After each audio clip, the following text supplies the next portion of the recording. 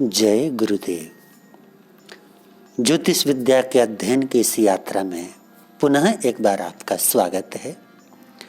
अभी तक इस यात्रा के भीतर हम लोगों ने 39 विभाग आपके सामने प्रस्तुत कर लिए हैं। आज 40वां भाग लेकर के आपके सामने हम उपस्थित हुए हैं।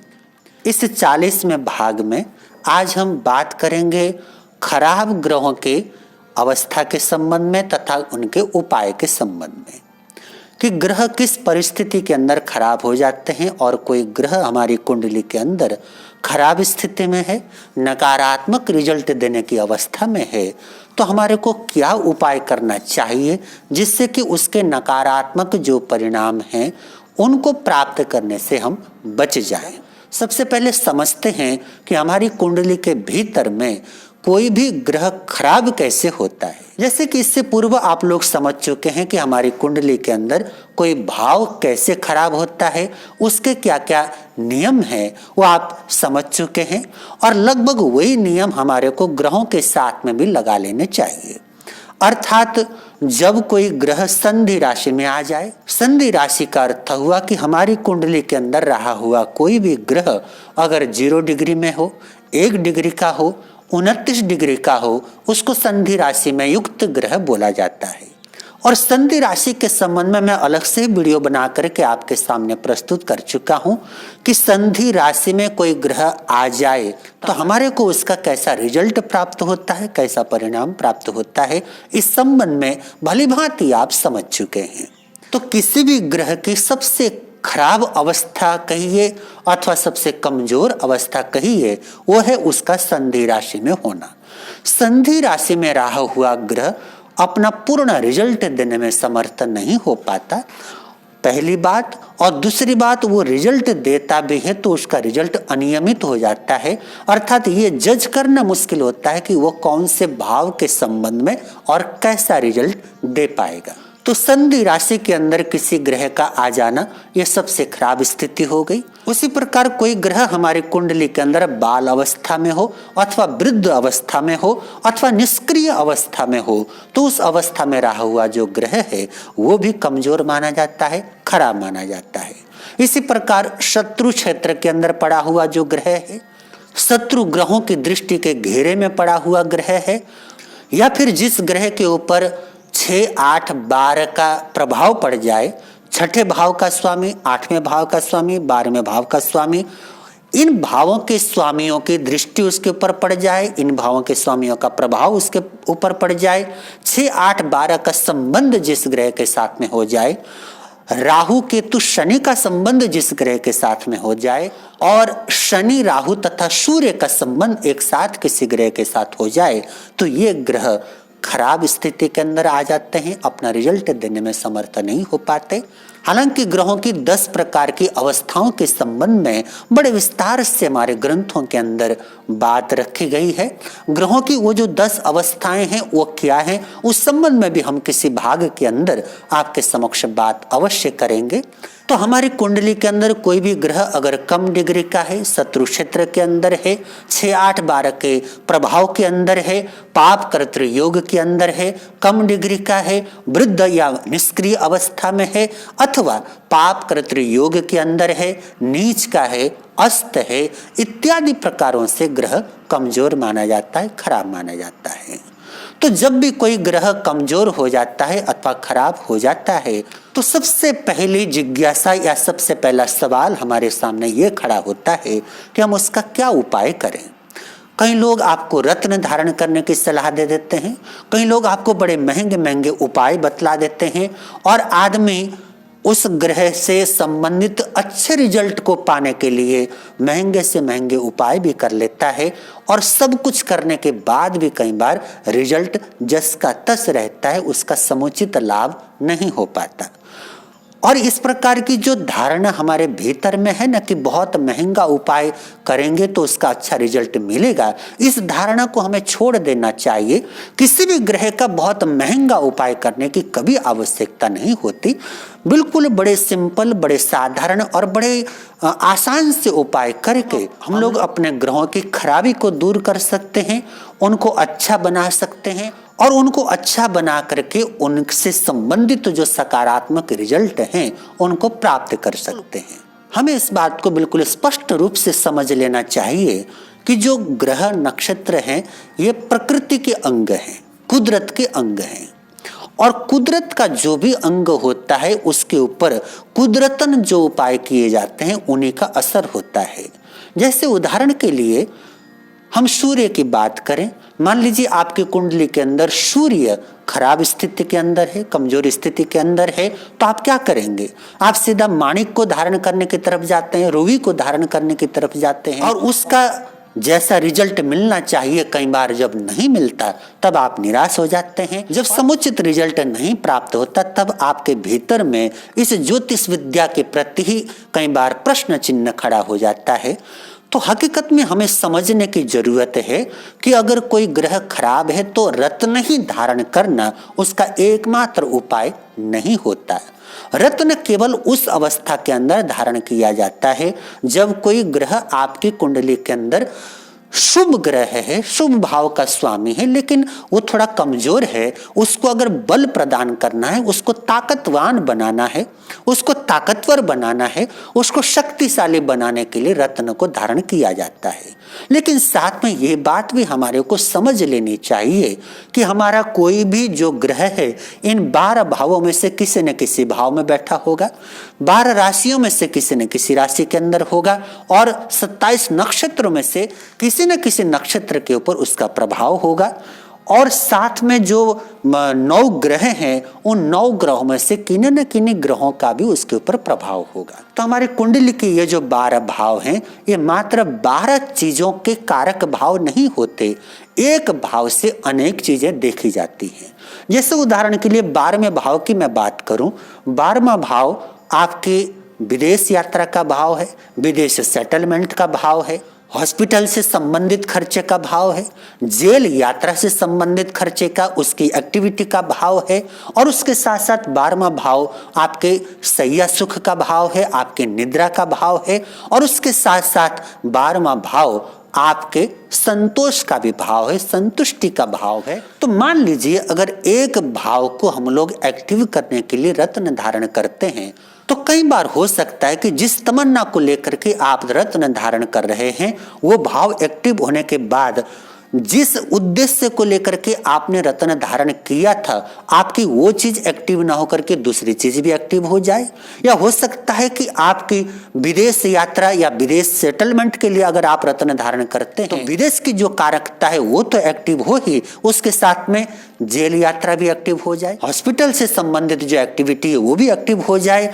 तो कहाँ एक तरफ आप विदेश को एक्टिव करने के लिए प्रयास कर रहे थे, वहीं पर दूसरी चीजें भी उसके साथ एक्टिव हो सकती हैं। इसलिए रत्नों को धारण करने से पहले बहुत सावधानी की जरूरत होती है, और हमारी कुंडली के अंदर अगर कोई ग्रह खराब है तो डायरेक्ट हमारे को रत्न की तरफ भागने की आवश्यकता नहीं है। रत्नों का अपना मूल्य है, अपना योगदान है, किंतु उसके अलावा भी बहुत सारे ऐसे उपाय हैं जिनके द्वारा हम अपने ग्रहों को अच्छा बना सकते हैं। तो बात करते हैं सूर्य देव की। मान लीजिए सूर्य देव अगर आपकी कुंडली के अंदर खराब स्थिति में है तो आपको क्या करना चाहिए? आप सूर्य उदय से पहले उठें, आपको किसी भी काम को टालने से बचना चाहिए, आपको अपने दिनचर्या के अंदर इस ढंग से परिवर्तन करने की जरूरत है कि आप नियमित बने। अगर किसी को आपने किसी कार्य के लिए समय दिया है तो उस समय पर पहुंचे, हर कार्य को समय पे संपन्न करें, बिल्कुल समय पाबंद बने कि अपने संपूर्ण कर्तव्यों के प्रति इतने जिम्मेदार बने, समय पर काम प्रारंभ करें, समय पर काम खत्म करें और नियमित ऊर्जावान बने रहें। आपके मन के भीतर में ऊर्जा रहनी चाहिए, उत्साह रहना चाहिए, और जिस काम को भी आप कर रहे हैं उस काम के प्रति एक अहोभाव के साथ जुड़ करके काम करें, बोझ मान करके काम न करें। जैसे सूर्य देव लगातार उदय से लेकर के अस्त होने तक वो चलते जाते हैं, नियमित चलते हैं, और संपूर्ण जगत के अंदर जो समय की व्यवस्था है उसको व्यवस्थित करने में सूर्य देव का बहुत बड़ा योगदान रहता है। इस बात को समझते हुए हमारे को समय पाबंद बन करके काम करना चाहिए और हमारे घर में अपने पिताजी के प्रति, क्योंकि घर में जो सूर्य का कारक है वो पिता है, तो पिता के प्रति हमारे को संबंध बहुत अच्छे बना लेने चाहिए। और समाज में जो सरकार है वो सूर्य का कारक है, तो सरकार के प्रति हमारे को बहुत जिम्मेदार बनना चाहिए। सरकार की जो टैक्स है उसको समय पर भरना चाहिए, टैक्स चोरी नहीं करना चाहिए, किसी भी सरकार के साथ में चीटिंग न करके किसी भी राजनीतिक पार्टी के प्रति अभद्र टिप्पणी करने से बचना चाहिए, वाद विवाद करने से बचना चाहिए। जब इस प्रकार के काम या इस प्रकार की आदतें आप अपने भीतर में डेवलप करेंगे तो सूर्य अगर आपके कुंडली के अंदर खराब भी होगा तो वो ठीक हो जाएगा। वहीं पर मान लीजिए सूर्य आपके कुंडली के अंदर उच्च का है, स्वगृही है, बहुत अच्छी अवस्था में है, केंद्र अथवा त्रिकोण का स्वामी होकर के केंद्र अथवा त्रिकोण में ही है, किंतु अगर आप समय पाबंद नहीं है, अगर आप सूर्य उदय के बाद भी सोते रहते हैं, बहुत देर तक आलस के अंदर पड़े रहते हैं और आप अनाप शनाप रूप से सरकार के प्रति टीका टिप्पणी करते हैं, अपने पिताजी के प्रति आपका व्यवहार अच्छा नहीं है, तो आपकी कुंडली के अंदर सूर्य कितना ही अच्छा हो आपको उसका लाभ नहीं मिल सकेगा। इसी प्रकार बात करें चंद्रमा की, चंद्रमा हमारी माता का कारक है, हमारी भूमि का कारक है, हमारे मन का कारक है। तो चंद्रमा अगर आपके कुंडली के अंदर खराब स्थिति में है तो आपको चाहिए कि आप अपनी माता का आशीर्वाद भरपूर प्राप्त करें, माता के साथ में कभी विवाद न करें, माता के साथ साथ सासू माता और माता जैसी जितने भी महिलाएं हैं उनके प्रति आपका व्यवहार बहुत अच्छा भद्र होना चाहिए। उसी प्रकार गौ माता को हम लोग माता के रूप में मानते हैं, गौ माता की सेवा करें, अपनी माता को डेयरी प्रोडक्ट ला करके दें, जो भी माता हैं उनको डेयरी प्रोडक्ट भेंट करें, उनको जलपान करवाएं और उसके साथ अपने जो इमोशन हैं, अपनी जो भावनाएं हैं, उन भावनाओं को थोड़ा सा मजबूत करें। भावना के बहाव में आकर के गलत निर्णय करने से बचें और अपने भावनाओं को, अपने भाव जगत को मजबूत करें। और उसको मजबूत करने के लिए मेडिटेशन का सहारा है, भगवान के नाम का सहारा है, भगवान के नाम का सुमिरन करें। मेडिटेशन के द्वारा, ध्यान के द्वारा अपने मन को मजबूत बनाएं। जितना आप अपने मन को मजबूत बनाएंगे, और मन को मजबूत बनाने का क्या तात्पर्य है? मन को मजबूत बनाने का अर्थ ही यही है कि आपके आसपास में कितना ही नकारात्मक वातावरण क्यों न हो, आपके मन के भीतर में अगर मजबूती है तो उस आसपास के नकारात्मक वातावरण का आपके मन के ऊपर कोई प्रभाव नहीं पड़ेगा। आपका मन नेगेटिव नहीं होना चाहिए, आपके मन के भीतर हीन भावना नहीं होनी चाहिए, और उसी प्रकार आपके मन के भीतर में उच्च भावना भी नहीं होनी चाहिए। अर्थात आपके मन के जगत में मजबूती तो हो, लेकिन आपके भीतर में यह प्रवृत्ति न हो कि आप भावना में बह करके कुछ भी कर दें, ऐसा भी नहीं होना चाहिए। और भावना के जगत में आकर के आप कुछ भी न करें, ऐसा भी नहीं होना चाहिए। अपने भाव जगत को संतुलित कर लें, अपने मन को कंट्रोल करने का प्रयास कर लें, भगवान का नाम स्मरण करके और मेडिटेशन करके और योग साधना के द्वारा आप अपने मन को साध सकते हैं। मन को सकारात्मक रखें, हमेशा पॉजिटिव विचारधारा के अंदर मन को लगाए रखें। आपका चंद्रमा कितना ही खराब हो, वो धीरे धीरे ठीक होना शुरू हो जाएगा। इसी प्रकार तीसरा ग्रह है मंगल। मान लीजिए मंगल अगर आपकी कुंडली के अंदर खराब है तो पहली बात, आपको अपने भाइयों के प्रति कभी विवाद नहीं करना चाहिए, और आपको एक्शन लेने से पहले, अपना कोई भी आक्रामक कार्य करने से पहले थोड़ा सा सोचना चाहिए, विचार करना चाहिए और समझ के साथ में एक्शन लेना चाहिए। अगर आप बिना सोचे, बिना विचारे कहीं एक्शन लेंगे, किसी प्रकार की आक्रामकता करेंगे, तो आपका मंगल खराब होगा और उसके रिजल्ट आपको नकारात्मक फेस करने पड़ेंगे। मंगल अगर आपकी कुंडली के अंदर खराब है तो अपने एक्शन को सुधारें, अपनी आक्रामकता को सुधारें। कैसे सुधारें? मंगल दृढ़ निश्चय का कारक है, अर्थात किसी कार्य को लेकर के ईगो से बचें, बहुत ज्यादा आक्रामक होने से बचें, बहुत ज्यादा रफ भाषा का प्रयोग करने से बचें।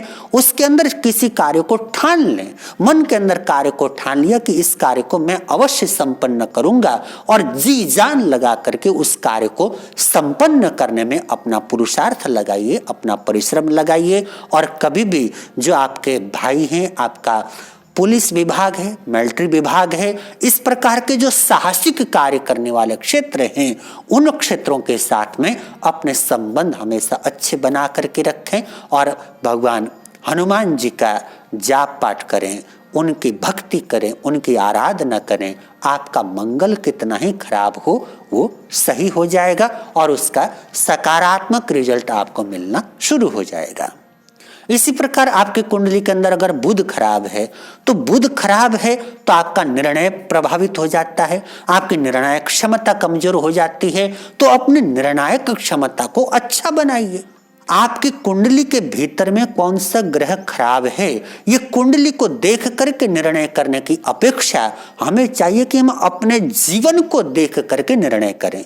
अगर आप नियमित नहीं हैं, अगर आपकी दिनचर्या के अंदर समय पाबंदी वाली कोई बात नहीं है, तो आपका सूर्य खराब होगा। आप भावनात्मक जगत में आकर के अनाप शनाप निर्णय करते हैं, अनाप शनाप काम करते हैं, तो चंद्रमा आपका खराब होगा। आप अनाप शनाप एक्शन करते हैं, आक्रामक होते हैं, बेवजह क्रोध करते हैं, बेवजह जिद करते हैं, तो आपका मंगल खराब होगा।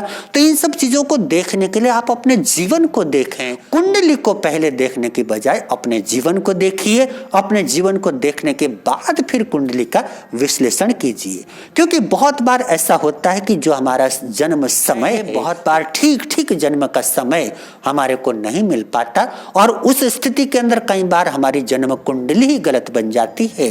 किंतु आपका जो जीवन है वो तो गलत नहीं है। आप अपने भीतर में झांक करके देखें कि आपके भीतर में जो भी नकारात्मक चीजें हैं, आपके जीवन के माइनस पॉइंट क्या हैं। जो आपके जीवन के माइनस पॉइंट होंगे और उन माइनस पॉइंट का जो कारक ग्रह होगा वो ग्रह आपकी कुंडली के अंदर कमजोर स्थिति के अंदर होगा। तो जो आपके जीवन के माइनस पॉइंट हैं उनको आप सुधारना शुरू कर लें। तो बुध अगर आपकी कुंडली के अंदर खराब है तो बुध के कारक तत्व हैं आपके घर में बहन, बुआ, बेटी, छोटे बच्चे, छोटी कन्याएं, ये बुध के कारक हैं। तो इन सब के साथ में अपने रिलेशन बहुत अच्छे बनाएं, अच्छे संबंध बनाएं और साथ में बुध आपकी वाणी का कारक है, वाणी को खराब होने न दें। जब भी कुछ बोलें तो मधुरता के साथ बोलें, अच्छे ढंग से बोलें, अच्छी बात बोलें, गाली गलौज करने से बचें, अपनी वाणी को अपवित्र होने से बचाइए। आपका बुध अपने आप ठीक हो जाएगा। और बच्चों के प्रति थोड़ा सा प्रेम अपने भीतर में प्रकट करें। जब जब मौका लगे बच्चों के साथ में खेलें, बच्चों के साथ में अच्छे संबंध बनाएं, आपका बुध अच्छा हो जाएगा। इसी प्रकार आपकी कुंडली के अंदर अगर गुरु खराब है तो उसको सही करने के लिए गुरु सत्य का कारक होता है। कभी भी सत्य का दामन न छोड़ें, हर परिस्थिति के अंदर सत्य के साथ चलें, जो सत्य है उसको स्वीकार करें। साथ में गुरु आशीर्वाद का कारक है। दूसरों के लिए आशीर्वाद प्रदान करें, दूसरों के लिए प्रार्थना करें, दूसरों के लिए दुआ करें। जैन परंपरा के अंदर 3 शब्द आते हैं जिसको 3 करण बोला जाता है: करना, करवाना और अनुमोदन करना। अगर आप स्वयं अच्छा काम कर सकते हैं तो बहुत अच्छा, नहीं तो आप दूसरे से अच्छा काम करवाइए। और ये भी नहीं कर सकते तो तीसरा ऑप्शन है, जो व्यक्ति अच्छा काम कर रहा है उसको धन्यवाद दीजिए, उसको शाबाशी दीजिए, उसके कार्य की सराहना कीजिए। यही काम आपको करना है कि गुरु जो है अगर आपकी कुंडली के अंदर खराब स्थिति के अंदर है तो जो भी कोई व्यक्ति धर्म के रास्ते पर चलता है, सत्य के रास्ते पर चलता है, उसका अनुसरण करें। आप धर्म और सत्य के रास्ते पर चलें। अगर उस ढंग से नहीं चल सकते तो दूसरे को चलवाएं। अगर ऐसा भी नहीं कर सकते तो जो लोग धर्म के रास्ते पर चलते हैं उनका हमेशा गुणगान करें, उनका गुणानुवाद करें। कभी भी किसी संत महापुरुष का, किसी संत महात्मा का अवर्णवाद न करें, उनके साथ में टीका टिप्पणी न करें। कोई संत अगर संत के वेश में रह करके गलत कर्म करता है तो ये उसकी समस्या है, आपकी समस्या नहीं है। आप तो जो भी संतत्व है, जो भी साधुता है, उस साधुता के प्रति आपके भीतर में भद्र भावना होनी चाहिए, कल्याण की भावना होनी चाहिए और हमेशा अपने लाभ का सम्मान करें। गुरु लाभ का कारक है। जो भी आपको लाभ होता है, जो भी आपको बेनिफिट होता है, उसका सम्मान करना सीखें, लाभ का सम्मान करना सीखें। आपका गुरु अच्छा हो जाएगा। साथ में गुरु पति का कारक भी होता है, संतान का कारक भी होता है। अगर आप महिला हैं तो अपने पति के साथ में अच्छा संबंध बना करके रखें, उनके साथ में गाली गलौज करने से बचें, लड़ाई झगड़ा करने से बचें, आपका गुरु ठीक हो जाएगा। आपको संतान के साथ में अच्छे संबंध बना के रखने चाहिए, आपका गुरु ठीक हो जाएगा। अगर आपकी कुंडली के अंदर गुरु खराब है तो एक और उपाय आप कर सकते हैं। अगर किसी संत महापुरुष के मुखार बिंद से आपने गुरु मंत्र लिया है, उस गुरु मंत्र का पाठ करें, उनका आशीर्वाद प्राप्त करें।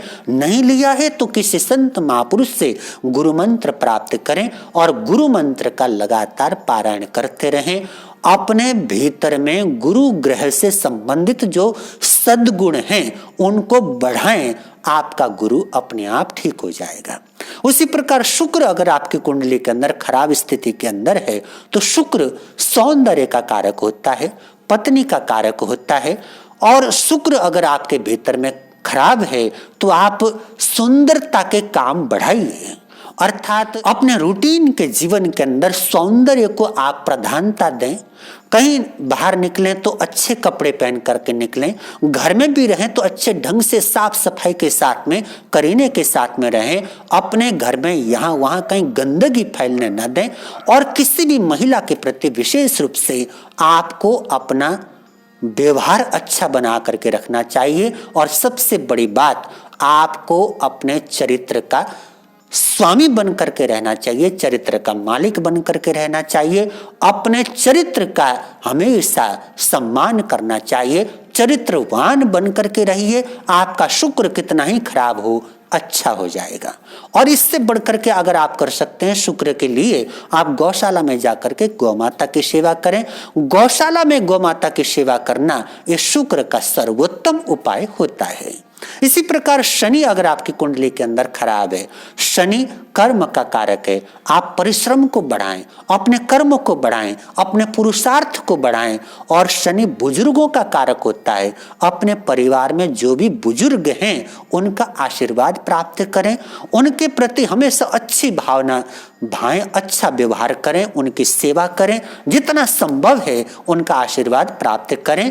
और कहीं वृद्ध आश्रम आपके आसपास में हो तो वहां जाकर के प्राय करके उन वृद्ध लोगों का आशीर्वाद प्राप्त कीजिए, उनको भोजन करवाइए और लेबरों के साथ में हमेशा अच्छा संबंध बना करके रखिए। आपका शनि अपने आप अच्छा हो जाएगा। और कभी अगर आप अपने घर में कंस्ट्रक्शन का काम करवा रहे हैं तो लेबर के साथ मिलकर के थोड़ी देर लेबर बनकर के काम करना शुरू कर दें। थोड़ी देर अगर लेबर के साथ मिलकर के उनका सहयोग करना शुरू करेंगे, उनके साथ काम करना शुरू करेंगे, आपका शनि अपने आप ठीक हो जाएगा। अर्थ ये हुआ कि शनि अगर खराब है तो शनि के जो कर्म है, शनि के जो गुण हैं, उनको अपने भीतर में बढ़ाने की जरूरत है, उनको बढ़ाइए। बात करें राहु की, राहु अगर आपके कुंडली के अंदर खराब है तो राहु क्या है? राहु दिमाग है, राहु मस्तिष्क है, राहु सोच है। आपको चाहिए कि अपनी जो सोच है उसको हमेशा सकारात्मक बना करके रखें। राहु वो है जो हमारे जीवन में दिखता नहीं लेकिन होता है। जैसे कि किसी के सिर के अंदर दर्द होता है, अब दर्द दिखता तो है नहीं लेकिन होता है। किसी को चक्कर आते हैं तो चक्कर दिखते नहीं लेकिन होता है। इसी प्रकार जो चीज नहीं दिखती वो राहु का कारक है। अगर आपको सिर से संबंधित कोई परेशानी है, सिर दुखता है, सिर में चक्कर आते हैं, आपकी सोच नकारात्मक हो जाती है, गलत गलत ख्याल आपके भीतर में आते हैं, तो कहीं ना कहीं राहु आपका खराब है। अगर ये स्थिति है तो आपको चाहिए कि आप सोच अच्छी बना करके रखिए, अपनी सोच को सकारात्मक बना करके रखिए। किसी का भी गलत करने की सोच मत रखिए, किसी की हानि करने की सोच मत रखिए, हमेशा दूसरों के लिए कल्याण की भावना भाइए। हमारे महापुरुषों ने बड़े अच्छे अच्छे उपाय हम लोगों को दे रखे हैं। उन्होंने बोल रखा है कि सुबह उठने के बाद जब आप भगवान से प्रार्थना करें तो पूरे जगत के लिए भी कल्याण की भावना करें और साथ में बोलें, सर्वे भवन्तु सुखिनः सर्वे सन्तु निरामया सर्वे भद्राणि पश्यन्तु मां कश्चित् दुख भाग भवेत्। अर्थ क्या हुआ? सर्वे भवन्तु सुखिनः, जगत के सब लोग सुखी हों। सर्वे भवन्तु सुखिनः सर्वे सन्तु निरामया, सब लोग निरामय हों, सब लोग आनंद का जीवन जीने वाले हों। सर्वे भद्राणि पश्यन्तु, सब लोग अच्छा देखने वाले हों, सबकी नेत्र ज्योति अच्छी हो, वो अच्छी चीजों को देखने वाले हों।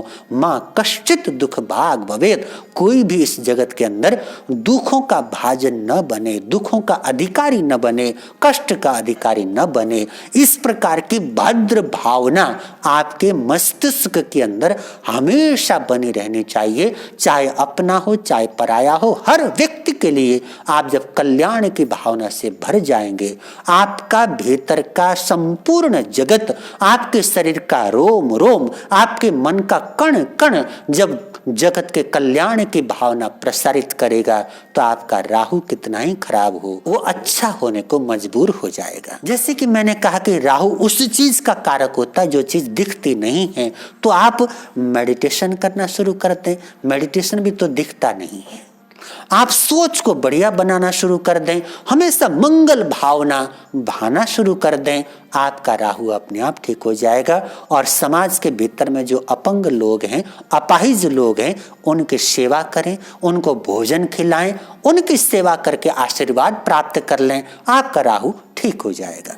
बात करें केतु की, अगर केतु कुंडली के अंदर खराब होता है तो आप निर्णय नहीं कर पाते हैं, आप असमंजस की स्थिति में बने रहते हैं, आपके भीतर में ये करूं कि ये करूं, ये वाली दोलायमान स्थिति बनी रहती है। ऐसी अवस्था के भीतर में आपको थोड़ा सा अध्यात्म की ओर बढ़ जाना चाहिए, धर्म का सहारा ले लेना चाहिए।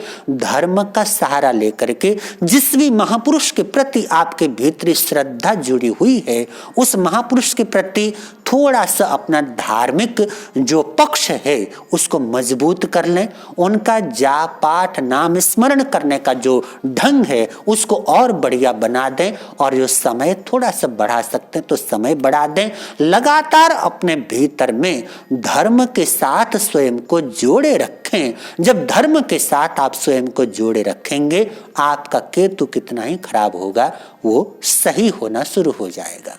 और केतु अगर कुंडली के भीतर में खराब होता है तो जिस भाव में बैठा होता है उस भाव के कारक तत्व से हमारे को अलग कर देता है, अर्थात उनसे हम लोग थोड़ा सेपरेट होना शुरू हो जाते हैं, उनसे विरक्त होना शुरू हो जाते हैं। तो बेहतर है कि आप थोड़ा सा वैराग्य का जीवन जीना शुरू करें। घर में रह करके घंटे के लिए 2 घंटे के लिए आप सन्यासी जैसा जीवन जीना शुरू करें। घर में रह करके 2 घंटे के लिए सन्यास वाला व्यवहार करना शुरू करें।